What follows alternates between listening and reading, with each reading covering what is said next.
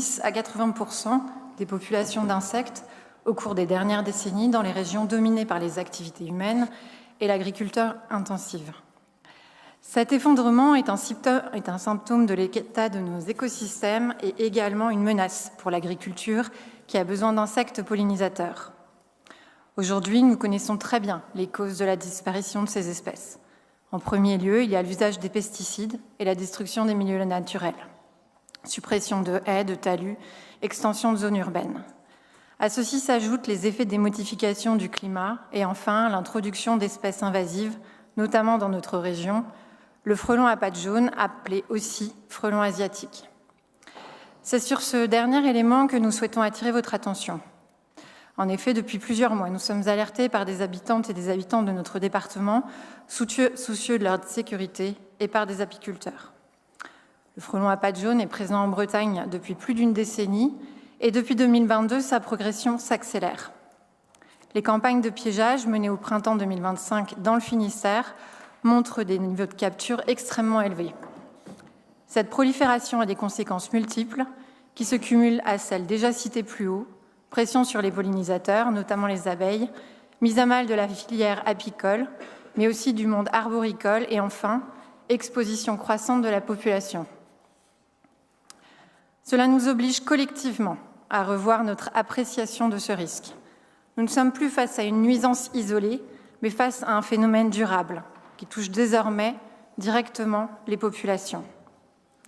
Il faut sans doute accepter la présence de l'espèce pour les années et décennies à venir, mais ceci ne nous empêche pas de soutenir les actions efficaces et bien ciblées de destruction qui peuvent soulager les professionnels et rassurer la population. Il existe en Bretagne et dans le Finistère une organisation structurée associant le GDS Bretagne et le GDSA 29 qui veille sur l'état sanitaire des abeilles, la Freudon Bretagne et la FGDON 29 qui organisent la lutte contre les organismes nuisibles, les services de l'État et les collectivités. Un plan national de lutte a été mis en place en 2024, fournissant un cadre scientifique et opérationnel solide. Mais dans les faits, cette organisation repose encore largement sur l'engagement associatif, sur le bénévolat et sur des financements qui ne sont pas à la hauteur de l'ampleur du phénomène. Comme souvent en matière de biodiversité, ce sont les acteurs de terrain qui absorbent la charge alors que le problème devient systémique. Des conseils départementaux ont fait le choix de clarifier leur intervention en mettant en place des dispositifs d'aide aux particuliers pour la destruction des nids ou par exemple en établissant en Ille-et-Vilaine une convention départementale avec la FGDON 35 qui organise la lutte à l'échelle du territoire, animation du réseau, plateforme de signalement, formation, communication et soutien financier renforcé, notamment face à l'augmentation du nombre de nids. La participation du Conseil départemental finistérien pourrait ainsi porter sur un accompagnement à l'animation générale du programme pour seulement quelques milliers d'euros. Cette animation comprendrait l'organisation et la mise en œuvre du piégeage de printemps, celle de la destruction des nids et enfin la vulgarisation et la diffusion des méthodes de protection des ruchers.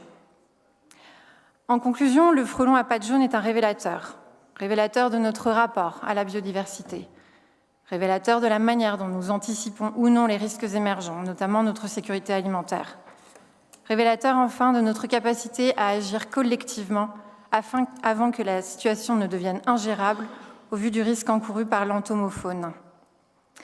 Et plus largement, nous proposons que le Conseil départemental engage des moyens vers les structures qui proposent des alternatives à l'agriculture utilisant des pesticides de synthèse, que le Conseil départemental engage des moyens vers les associations naturalistes, lanceuses d'alerte, qui nous fournissent les bases scientifiques à l'action publique, que le Conseil départemental réintègre dans le budget les conventions de partenariat et l'appel à projet éducation-environnement, dont l'arrêt a eu un impact lourd sur les associations, sur leurs actions et ainsi que sur les conséquences financières immédiates avec des effets notamment sur leurs emplois.